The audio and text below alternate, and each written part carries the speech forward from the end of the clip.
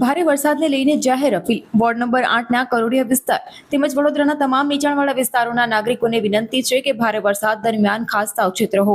જો વરસાદનું પ્રમાણ વધે અને પાણી ભરાવાની સ્થિતિ સર્જાય તો ગભરાશો નહીં. કોઈ પણ પ્રકારની મદદની જરૂર હોય તો તરત જ સંપર્ક કરો. ખાસ કરીને તમારા આસપાસ રહેતા એકલા રહેતા વડીલો, દિવ્યાંગ નાગરિકો, ગર્ભવતી મહિલાઓ, નાના બાળકો ધરાવતા પરિવારો, તેમની સમયસર ખબર અંતર લેતા રહો અને જરૂર પડે ત્યાં સુધી શક્ય તેટલી મદદ કરો. વોર્ડના તમામ યુવાનોને ખાસ અપીલ છે કે સેવા અને માનવતાની ભાવનાની સાથે આગળ આવી જરૂરિયાતમંદ લોકોની મદદ કરો. આફતના સમયમાં એકબીજાનો સાથ જ સૌથી મોટી શક્તિ છે. સાવધાન રહો, સુરક્ષિત રહો, એકબીજાની મદદ કરો. કોઈ પણ ઇમરજન્સી અથવા તો મદદ માટે સંપર્ક કરો સ્વેજલ વ્યાસ. તેમનો નંબર છે 9904841108. નમસ્કાર વડોદરા. રાત્રે 1:20 થઈ છે.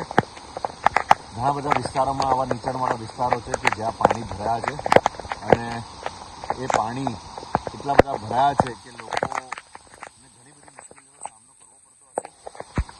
આજે કોઈ જગ્યા હોય કે જ્યાં જમવાની વ્યવસ્થા બાકી હોય, કે કોઈ નીચાણવાળા એવા વિસ્તાર હોય, ક્યાં વિકલાંગ હોય, ક્યાં વડીલો હોય, ઘરડા લોકો હોય જેમને પહેલાં ઘરમાં એમના પહેલા માળ પર જ્યારે પાણી ભરાયું હોય તો એમને બીજે રહેવાની પણ ઉપર લઈ જવાની પણ અડોશી પડોશી જરા મદદ કરજો. વોર્ડ નંબર 8ના ખાસ કરીને કરોડિયા છે, અમારા બાલ સોસાયટી છે, જગદંબા છે, એની બાજુમાં અમારું ક્ષત્રિય છે, એ વિસ્તાર છે, પાટણની પેલી બાજુ છે, ઉંડેરા 2 છે, નહેરુ પાર્ક છે. આ બધી સોસાયટી ઘણી બધી છે કે જ્યાં થોડા વરસાદમાં પણ હાલત બદથી બદતર હોય છે. આ મારા ઘર પાસે પણ અત્યારે જ હાલત છે, તમે જુઓ. કોઈને પણ કંઈ પણ મદદ હોય તો કહેજો. રાત્રે 1 વાગે, 2 વાગે, 4 વાગે, 5 વાગે, કંઈ પણ અડધી રાત્રે પણ કંઈક કામ હોય, દવા હોય, કાં તો કંઈક મદદની જરૂર હોય તો બેઝિઝક ફોન કરજો.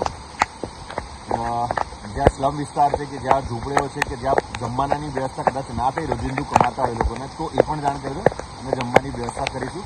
અને ખાસ કરીને વિસ્તારના લોકો